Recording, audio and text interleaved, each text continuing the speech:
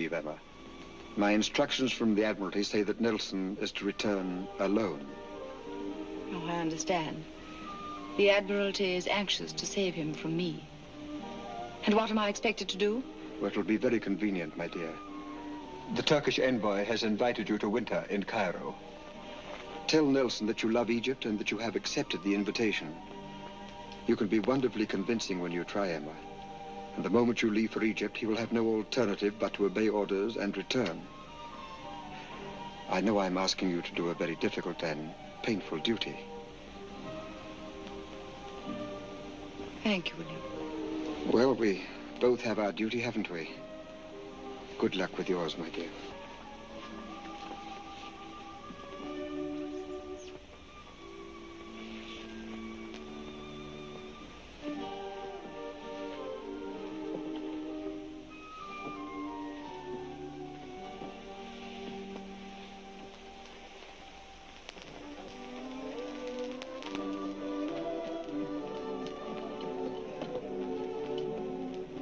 Well, I lost everything, and I feel better for it.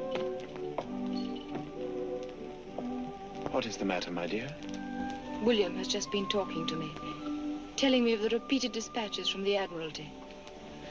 He also wanted me to put on a little performance for you. Act 1, Emma Hamilton expresses a sudden desire to see the Sphinx and the pyramids. Act 2, Lord Nelson pleads, Emma Hamilton remains adamant. Act 3, Emma Hamilton departs for Egypt. And Lord Nelson returns to London a sadder and wiser man. Poor William. He was so serious about it all. I'm convinced he was only thinking of your career. I could see he'd been puzzling through all sorts of stories, and the only one that hadn't occurred to him was the truth. How silly. How utterly silly to think that we should need lies, you and I.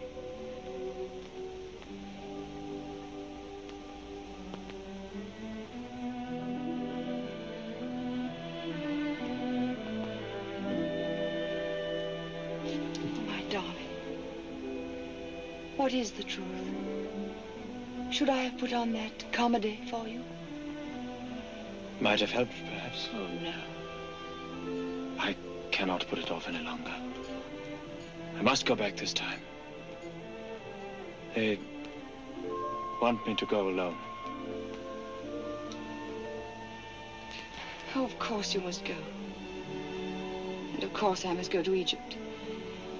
I don't want to be a burden to you, my darling. My darling.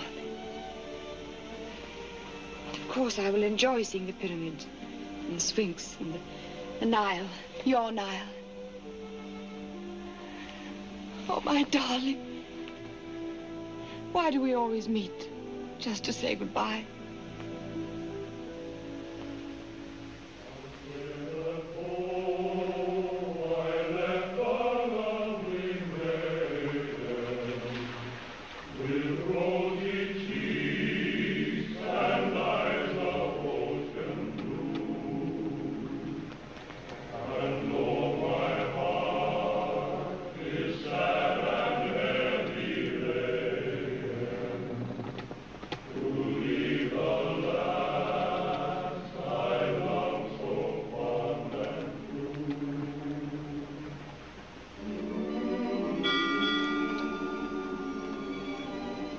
What are those bells? Have you forgotten what night this is? The last of 1799. 8 bells for the old year and 8 for the new. Happy New Year, darling. Happy New Year. The dawn of a new century. 1800. How strange it sounds.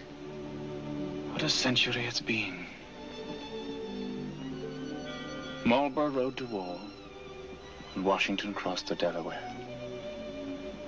Louis XVI and Marie Antoinette. The last of the Stuarts. Peter the Great. Voltaire. Clive of India. Bonaparte. Nelson.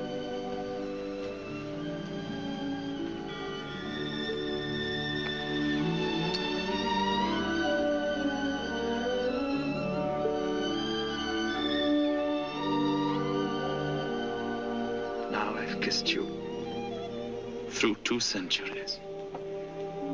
1800. The beginning of a new life for me. A life without you. How beautiful was the old century. When I was with you.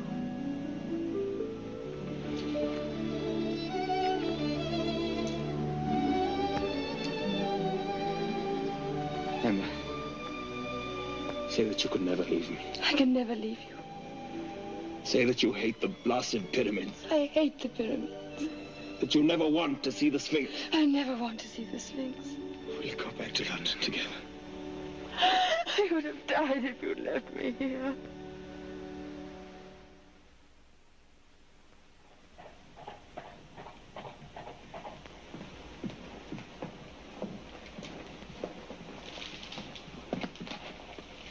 I am Lady Nelson.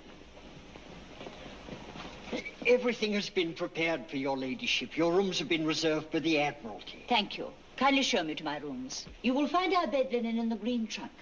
We prefer our own sheets. Very good, your ladyship. Breakfast precisely at 6:45.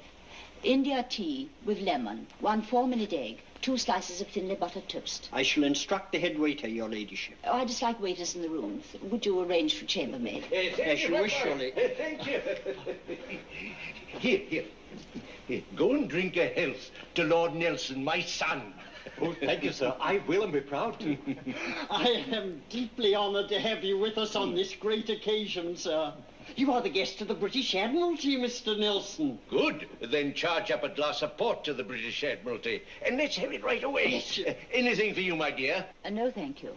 1 small glass of light port for Mr. Nelson and a warming pan for his bed. Very good, your ladyship. Wonderful. A lap of luxury. No morning service and no chickens to feed. Let's have breakfast in bed with 2 eggs, eh? I've arranged everything, Father. It's unwise to break good habits even in London. And besides, you must remember Dr. Ponsonby's words of advice. Dr. Ponsonby's advice? Did Dr. Ponsonby's son ever sink the French fleet? We're going to enjoy ourselves. Your ladyship, Lord Spencer's here and wishes to be received. Oh, very well. Yes.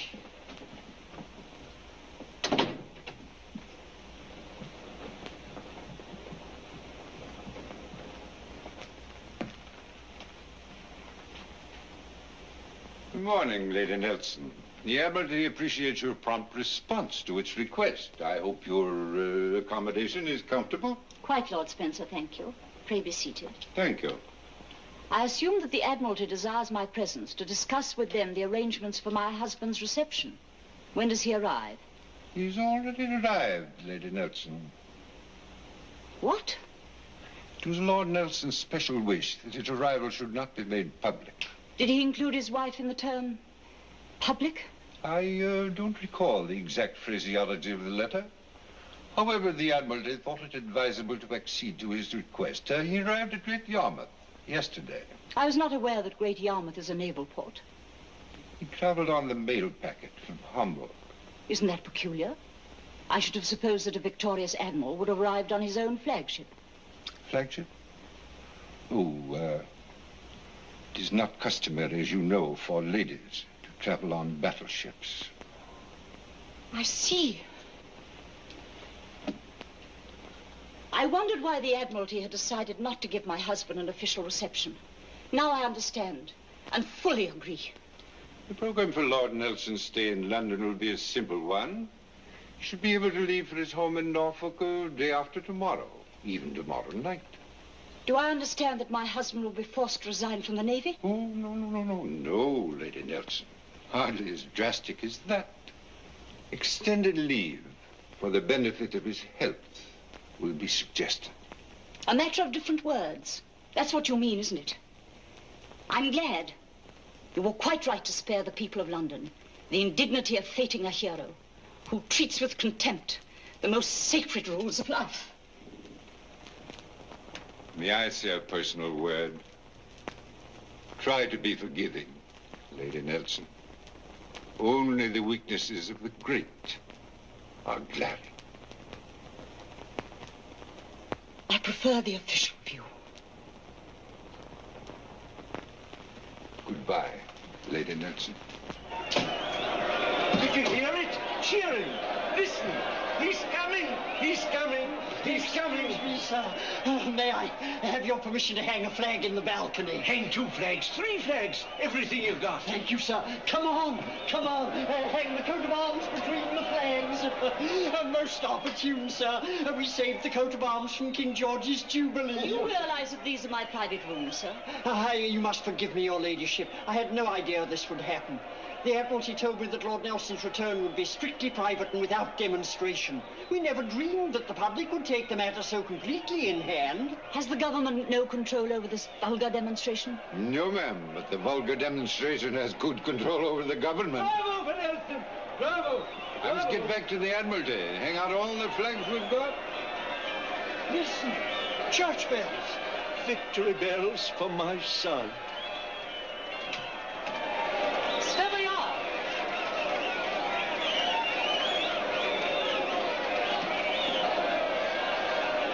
Mr. Nelson?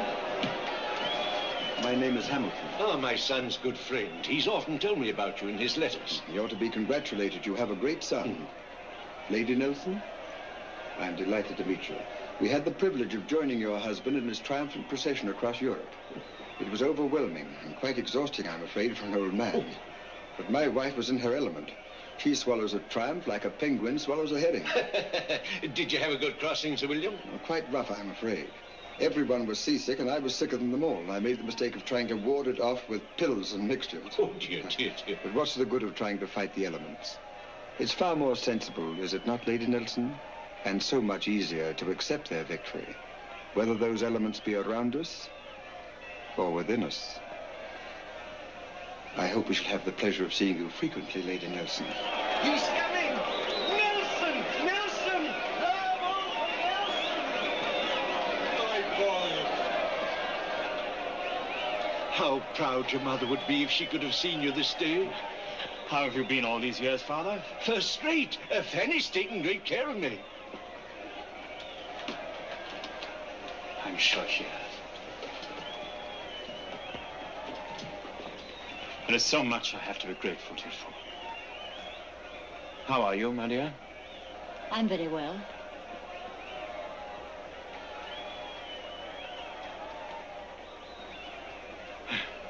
And how is Burnham Thorpe? They've named a street after us.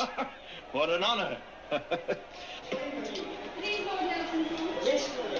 It was magnificent, stupendous, wasn't it? Wonderful, William. You must make a speech. They're wild with enthusiasm. Come to the balcony, quickly, quickly. Come.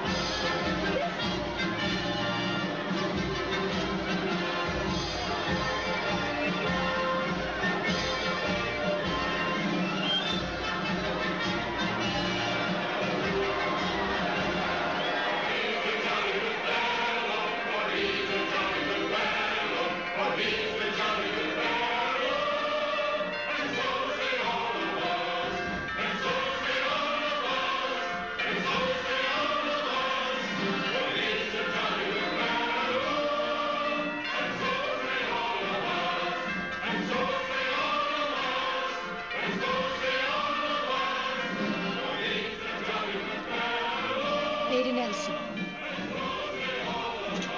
I am Emma Hamilton.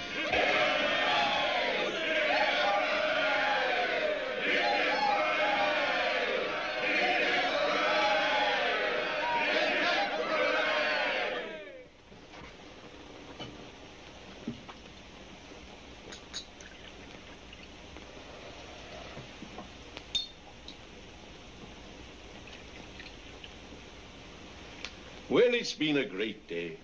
A wonderful day. And next month, it's the choir boys' picnic at Burnham Thorpe.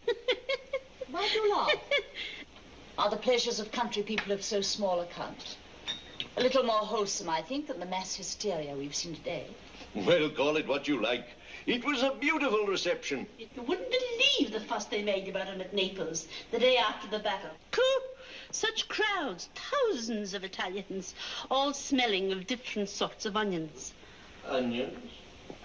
Yes, they always do. I don't know why. It comes out more and they get excited. There was such a crowd round the embassy that day, the milkman couldn't get in, so his lordship had to go without his macaroni pudding. His what?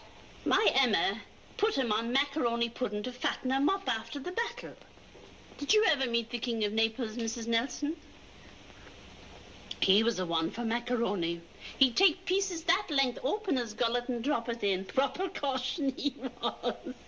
He came to see Emma with the Queen one day and he pinched my... he pinched me. He pinched you? The king? Well, you see, he's a foreigner, poor king. He got so jealous when they cheered his lordship because he loved it so much himself. If you shouted outside his palace, he'd come in and out like a cuckoo clock. Emma, who was that other king we met on the way home? You know, I get so mixed up with all these monarchs. Oh, dear, Emma, will you excuse me, dear? I've been up since 5. Of course, Mother, darling. Good night. Oh, it's good to be back in England again, to hear the bow bells and the muffin men and the soot falling down the chimney.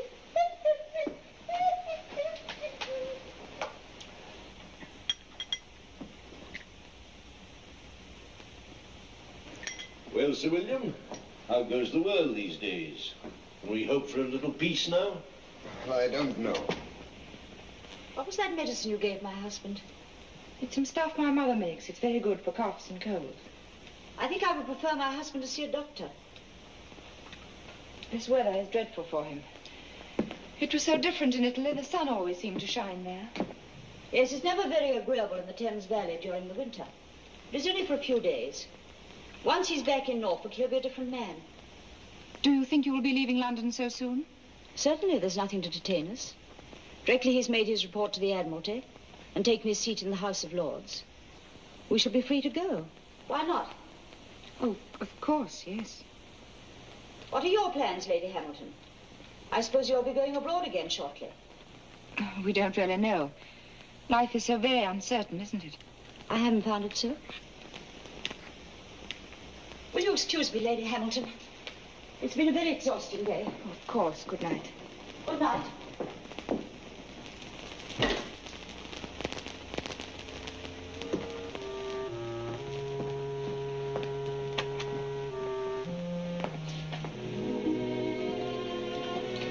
Emma.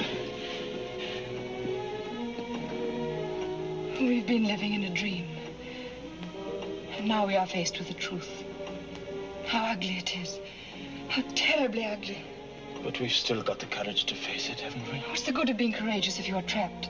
If you know you are wrong and that there's no way out? I'll go to her and talk to her tonight, at once. And you must talk to William. They must understand. Divorce? There is no other way. No, my love. That might be well enough for other people, but not for you. You are not an ordinary man, and you cannot behave as though you were Mr. Jones or Mr. Thompson. I wish I were a Mr. Thompson. Now, for the first time, I begin to understand what William meant. What we are doing is so dreadfully wrong. Of course, I should have realized it before. And because it is wrong, it cannot bring happiness. Those streets we came along today are the very same streets I walked through when I was a kitchen maid looking for work. But today they were the scene of your triumph. The triumph of our greatest man coming to his home. They have made you the symbol of all that is most precious to them. And whatever you do will be their guide and example. You will not speak to your wife. And I shall not speak to William.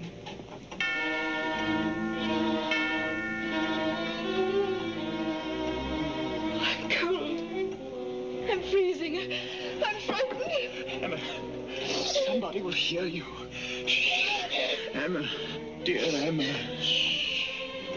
Is this better? Lowered voices, stolen meetings, darkness, suspicion, lies, more lies. Is this what has become of it? All that beauty and light and glory.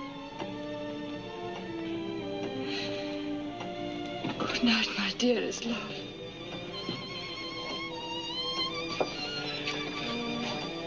Good night.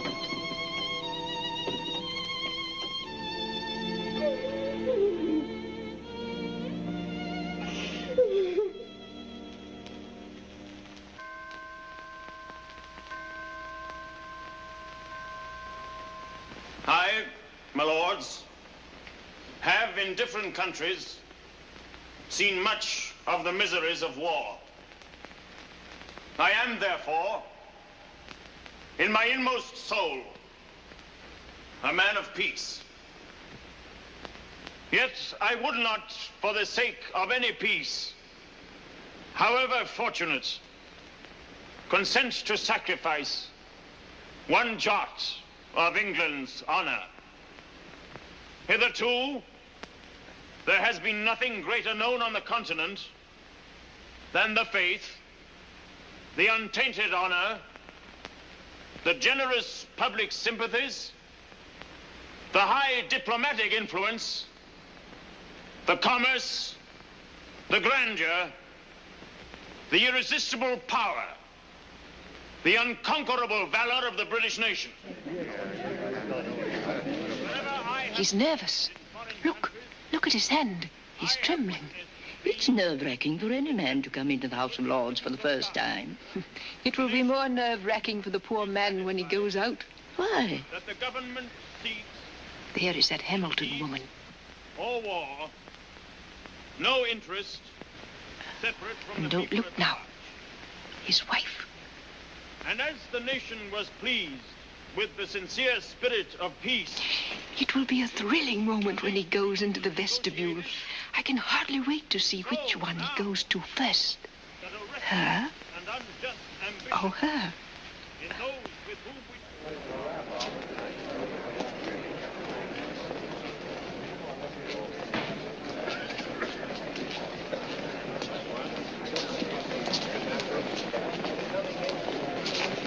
Here he comes.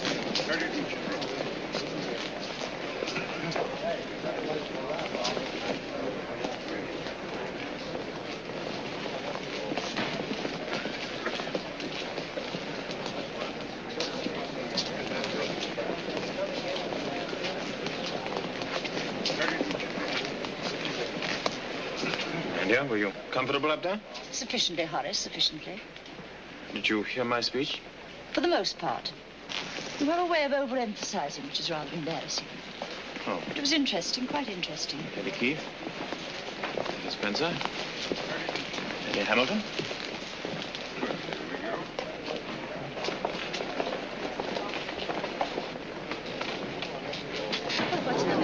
Give her a gentle, please. What was that? It's Lady Hamilton. Stand back, gentle, please. Wait, Francis, please. Will you fetch a doctor? Yes, immediately. Make me, please. What's happened? I told her not to come, sir. She's not been feeling well all day. Where is the doctor? But why should she faint? My dear, it's natural to women of all classes. Drive on.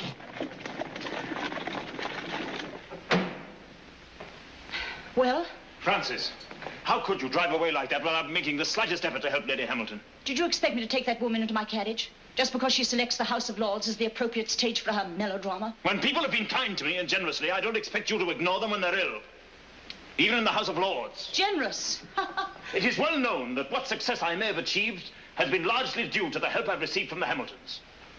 Why are you so ungrateful? Why are you so blind?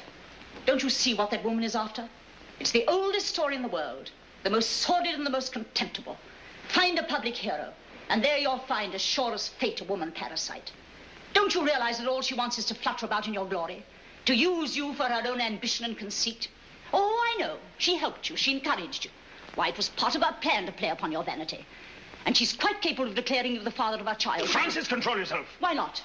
Even an accusation of that kind stirs some men's vanity. Silence! Oh, yes. Everyone says she's a wonderful actress. She is brilliant to have hidden her sweet secret for so long. The other day you remarked upon the new fashions, all these frills and folds. She invented them, and all society followed. Wonderful to lead society into helping her through an awkward predicament. You fool, don't you realize that everything she does is calculated and cold-blooded? She faints in the House of Lords, a perfect place. Do you suppose she'd have wasted time in fainting in her own bedroom? You poor, silly man. Poor and silly. Yes, that is what I am without her. I'm a peer of England because of her. And because of her, I'm Lady Nelson. Lady Nelson. What an honor. They point after my coach, point up at my windows, point at me in the streets. There's a coarse joke about me in the taverns. A foul song about me on the Limehouse barges. Lady Nelson, how funny. How pitiful. And how proud I might be. I'm sorry, Francis. Sorry? Is that all you have to give me? Yes. That is all. Very well. I shall take that as your answer. And now you shall have mine. I shall go away, but I shall never drag the name of Nelson through the divorce court. As long as I live, I shall be your wife. Goodbye.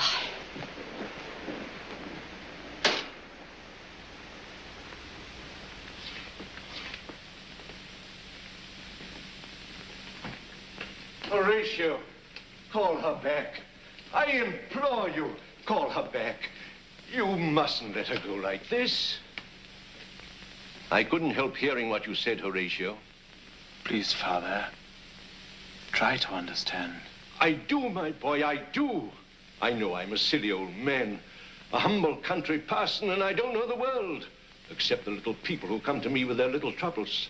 But even those little people sometimes have to fight in the depths of their soul the same temptations as you, the great of the world. And when they have to choose between right and wrong, I give them the same advice as I give to you now.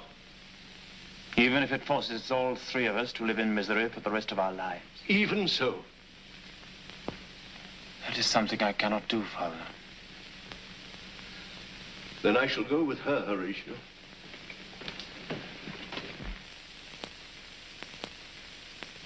What is the name of the child?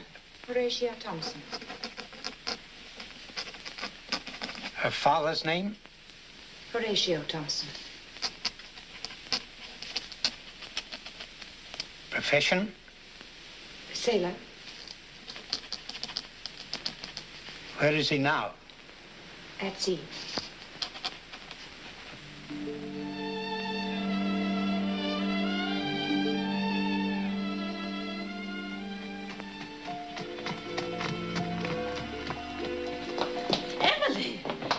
Darling, are you well? Yes, how's the baby? Oh, I wish you could see her. She's an angel. Not at all like a child of 2 months. She's like a little princess. I wish you could see the way she receives her bottle and then indicates the meal is over. You'd adore her. What does she weigh now? 9 pounds, 4 ounces before her second bottle. The news. Isn't it splendid? What news? Well, haven't you heard? I haven't heard a thing. I haven't been out. He's done it again. He's beaten the Danes. Oh. It's a glorious victory. You see, Nelson was in the front line of battle, ahead of the main fleet. And when his commander-in-chief saw that the enemy outnumbered us by more than 2 to 1, he sent up a signal to Nelson, telling him to give up the fight and withdraw. And do you know what Nelson did? When the signal was pointed out to him, he picked up a telescope, put it to his blind eye, and said, "I'm darned if I can see any signal," and went on fighting and won. There, you see. Everything comes in handy now and again if you know how to use it, even a blind eye. How's William, Mother? I have some news too, Emma, but not so good as yours. All his treasures, pictures, everything. He's waited for them to come from Naples for so long. And now we know for certain they all went down in the ship that was lost in the storm. Oh, poor William. That was his whole life. Gavin, that picture there, the Van Dyke, it's crooked, don't you see? I've told you about it twice already. Why don't you put it straight? Yes, I will.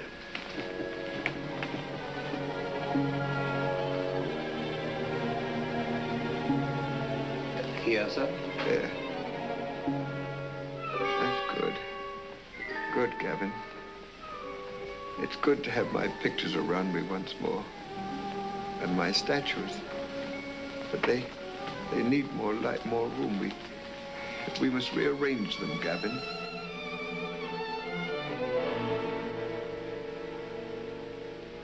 Gavin, I'll dine with Miss Hart tonight. Alone. At 8 o'clock.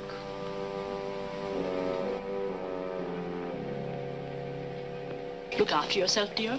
Talk to Sir William before it's too late, or the house itself will go to his nephew instead of to his wife.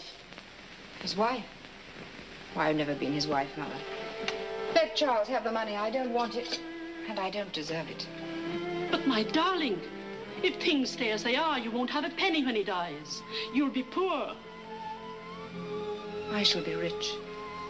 I've got my child, his child. I think that means more than all the money in the world. Can I see Sir William now, Gavin? I don't think it's advisable, milady. He's sleeping very peacefully.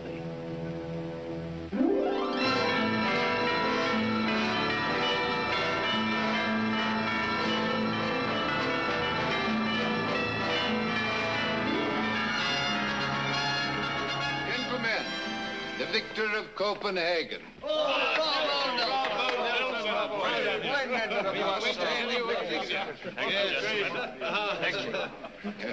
Lord Nelson, your decisive defeat of the Danes has made it possible for the British government to negotiate this honorable and, I must say, unexpected peace with France.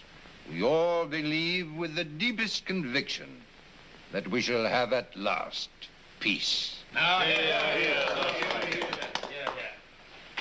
Lord Spencer, gentlemen, you are celebrating a peace with Napoleon Bonaparte. Peace is a very beautiful word, as long as the impulse of peace is behind it. But, gentlemen, you will never make peace with Napoleon. He doesn't mean peace today. He just wants to gain a little time to rearm himself at sea and make new alliances with Italy and Spain, all to one purpose: to destroy our empire. Years ago, I said the same thing at Naples. I begged them, I entreated them not to give way.